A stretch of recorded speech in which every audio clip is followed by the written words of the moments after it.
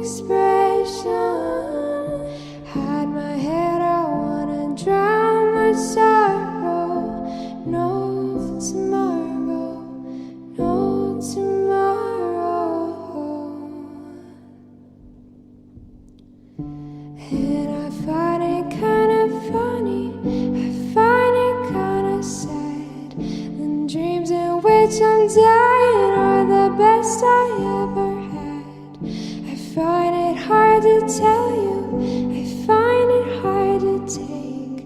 When people run in circles, it's a very, very bad world. Bad world.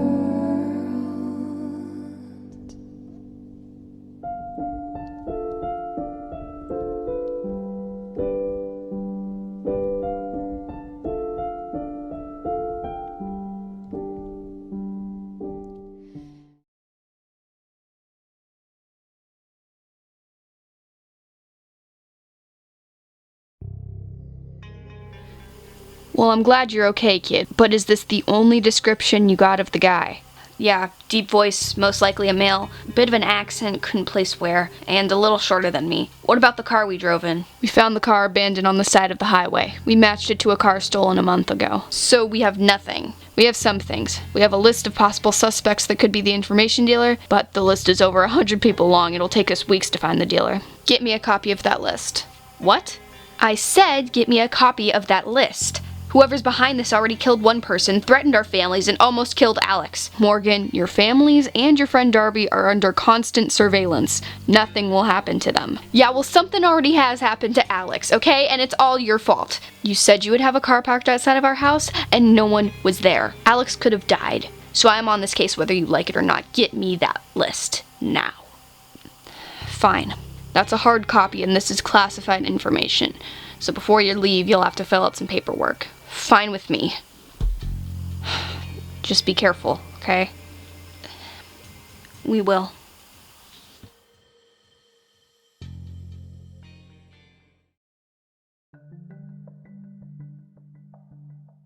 What was that in there? What was what? You were practically yelling at Officer Gibbs? Nothing I haven't done before. You convinced him to give you classified articles? Nothing I haven't done before.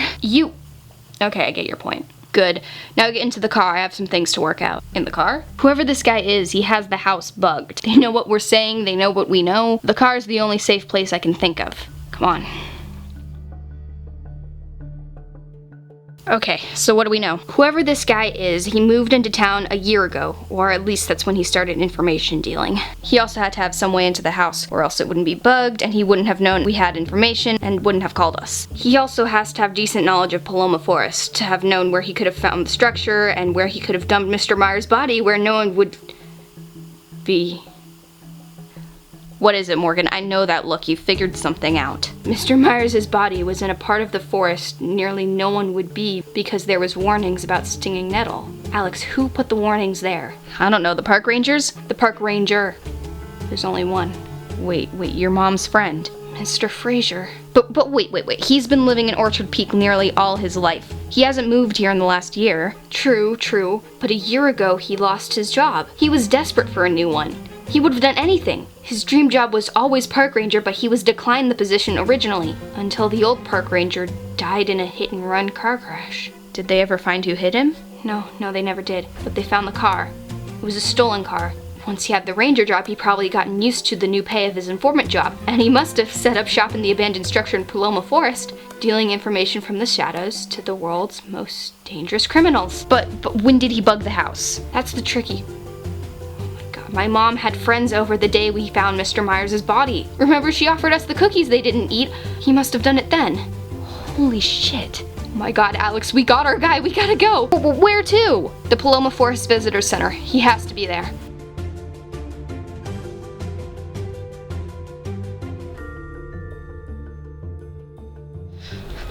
Alex, what are you doing? Stay in the car. What are you talking about, Morgan? I'm coming with you. No, you wait out here until I'm done. Morgan, he's a professional criminal. You can't take him. You can't go in there alone. I can damn well try, and you're not coming with me. Oh, yes, I am. No, you're not. Why not? Because I can't risk losing you again. You really meant what you said at the docks. Yeah, I did. But this is not the time to talk about it. Fine.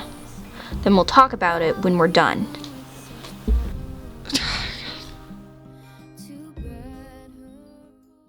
Oh, I gotta get out of here. Come on. Let's go. You dirty lowlife.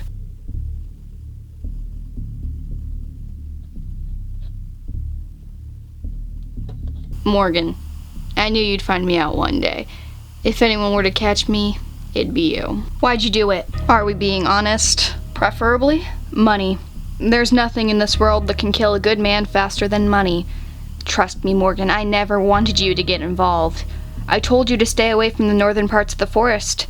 You've known me since I was a kid. You know I don't listen to instructions. Well, then maybe I did want you to get involved. Maybe I wanted to see the satisfaction of besting the teenage detective herself. You'll never know. You'll be dead.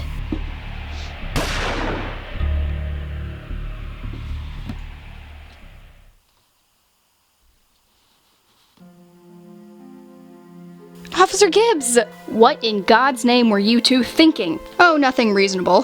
How'd you find us? You'd think after solving 2 murders we'd just let you go free? We got Morgan's mom's permission to bug her car when this case started. Hey boss, we found nearly $3 million in cash, and computers with numerous government documents on them in the back. Well, kids, it seems you've caught our informant. You seem surprised. Oh, trust me, I'm not the slightest bit surprised. So, we're not in trouble? Oh, you're in trouble.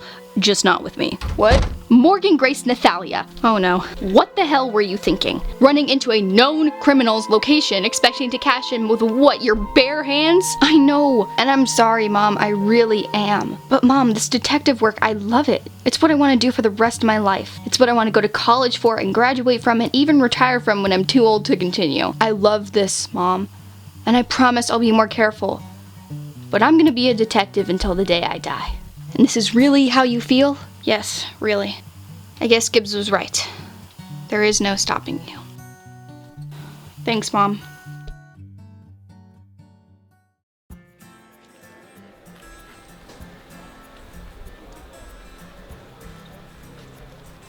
So, it is now a good time to talk about what happened at the dock?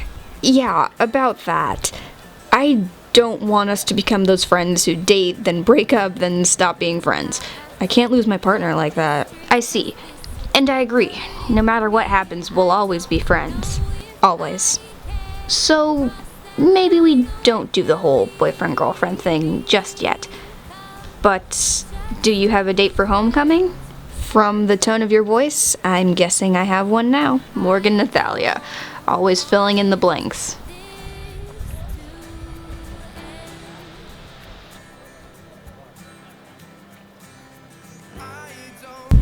Hey kids, Officer Gibbs. Listen, you're still underage. I can't make you official detectives. We know you've told us like 100 times. But I had a talk with my superiors. Morgan, I told you 2 was a coincidence, but 3 is a pattern. You've solved 3 cases my people cannot, with the help of your sidekick, of course. How many times do I have to tell you guys I'm not a sidekick? You're a sidekick. Therefore, I'd like to offer you 2 an intern position at the station. Junior detectives. What? You get to be on cases, you get access to our resources, you get nearly full jurisdiction. Under my watch, of course. Seriously? Now it's a full commitment, every day after school and Saturdays. You'll also need a parent's permission and a lot of paperwork. But are you up for the case? Of course! Of course we are! Then I'll see you both down at the station tomorrow. Do you realize what this means? We're official detectives, we did it! Official? Don't you see the sign on the wall? Detectives Nathalia and Maroon. It's been there all along. Now we just have shiny metal badges to prove it. I always did look good in gold. Don't let it go to your head.